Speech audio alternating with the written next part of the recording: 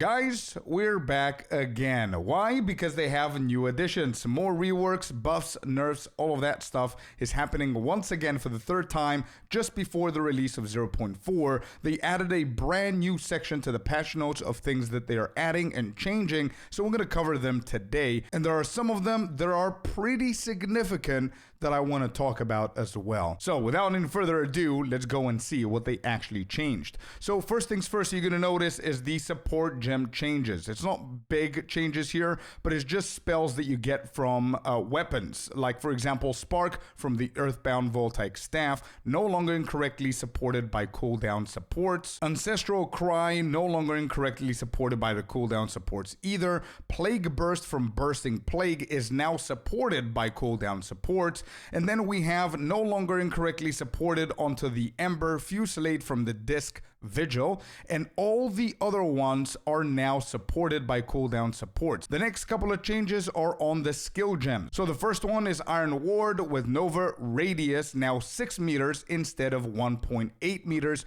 which is a pretty decent change when it comes down to the skill gem if you're going to be using this and its actual radius going all the way to 6 meters from 1.8. And the stored mitigated physical damage now stores 160% to 480% of physical damage mitigation. Used to be 65 to 145%. So even the maximum that it used to be is lower than the minimum that they're actually increasing it now, which is a massive scaling buff to both clear radius and reflected mitigation power. Next, we've got unique item changes. We've got the lethal draw. Now it has bow attacks consume 10% of your maximum life flask charges, if possible, to deal added physical damage equal to 5 to 10% of flask's life recovery amount. Previously, it simply did damage scaled from 5% of flask life recovery. And existing items can be updated using a divine orb if you guys are playing on standard. It's a pretty good buff for the lethal draw. It gives it that extra oomph that it needed, but I don't think it's going to be enough to get to the point where it becomes super meta, just because it's 10% of the maximum life. If it's possible, if you run out of that, then you don't get any kind of benefit when it comes down to what it actually does, but it's a decent step up into the right direction for this unique as well. Next, we've got the Hateforge unique, and this has seen a pretty decent buff as well. Listen to this. Armor now has 300 to 400% increased armor. Previously used to be 50 to 80%. That's an insane amount of buffing there. Rage and charge generation now gains a random charge when reaching maximum rage. However, the only limit is that this can happen every 3 to 6 seconds, which I think you at least need 3 to 6 seconds to get your rage back. Previously, it used to grant 1 to 3 charges, and that's about it. But also, they added a brand new modifier here that you gain 3 to 6 rage on hit, and this does not apply to existing items. And also, the last thing here is armor and charge changes can be updated using Divine Orb if you guys are playing on standard. But this is going to be a pretty good unique to try out with the Druid, even though we're going for armor and energy shield on the Druid. This is going to be pretty good, because if you go for the Shaman Ascendancy, for example, you have a lot of those points that give you rage. We don't know if they're going to change it, what kind of other stuff they're going to give us for rage, but Hateforge is going to be pretty nice to use with things like Druid or Warrior, and I think this is going to make it even more viable.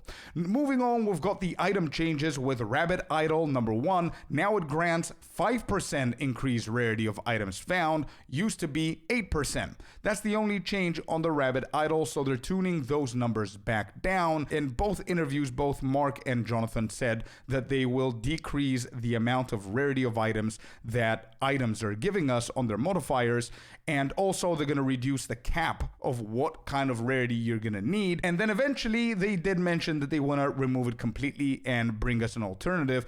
I do predict that we're going to see even more rarity of items modifiers being nerfed just before 0.4, but let's see. Other stuff that they actually announced are Essence of Haste changes for bow and crossbow specific buffs. We've got all of these do not affect existing items and only apply to bows and crossbows, not melee weapons. So lesser Essence of Haste now grants 8 to 10% increased attack speed. The normal Essence of Haste now grants 11 to 13% increased attack speed, and Greater Essence of Haste now gives you 14 to 16% increased attack speed. Then we've got a pretty significant crafting change. The Perfect Essence of Sorcery can no longer be applied to foci, can only be applied to wands and staves. Pretty decent change there. Moving from one significant thing to another huge change is the endgame changes, and especially the Arbiter of Ash. Listen to this. Now the boss phase will transition in a lower life threshold. However, whenever that happens, he's going to heal all the way to max. Now you used to get him around 50, 45, 55%. He will transition to the next phase, and then you go from there. You go from 50% all the way to 0. Now it's going to probably go to 25, 30, 35%. Then he's going to transition to the phase, and he's going to go all the way back to 100. You need to kill him all over again. This makes the encounter more mechanically punishing and longer by design. Then we've got some monster and spectre changes. All of the following monsters receive AI improvements, cooldown reductions, and or spectre cost rebalancing. For anybody who's interested, here are the things that they actually changed. Frost Wraith lowered the Spectre cost and reduced the cooldown on some skills. The Lightning Wraith, they lowered the Spectre cost. Vile Vulture improved AI and lowered the Spectre cost. Faridun and Paler improved AI and lowered Spectre cost. Bramble Hulk improved AI and reduced its cooldowns. Skeletor Reaper monster power rebalanced and lowered the cost.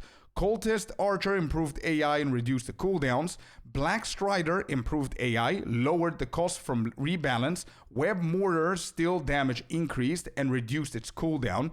Mud Simulacrum slam damage now more consistent and reduced the cooldowns. Werewolf Prowler slightly increased attack damage. Ancient Enzymite Lightning Arrow now correctly functions as attack damage. Brimstone Crab reduced the cooldown. Mar Acolyte improved AI and reduced cooldowns.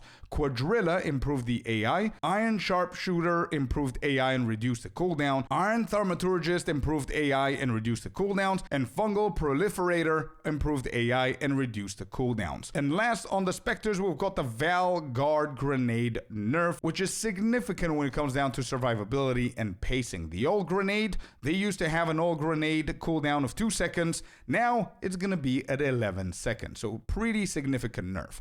The only bug fix that they reported is explosive shots could remove fully broken armor from enemies incorrectly, and they actually fixed that. And lastly, in this patch, we have some pretty satisfying changes and clarifications that they actually posted. So escape shot, the ice fragment count is 7 projectiles, it used to be 4, and now scales to 11 projectiles at level 20. So it's a nice little thing there for the ice fragment counts. The damage goes from 55 and 172% to 60 and 265% of attack damage, which is pretty good.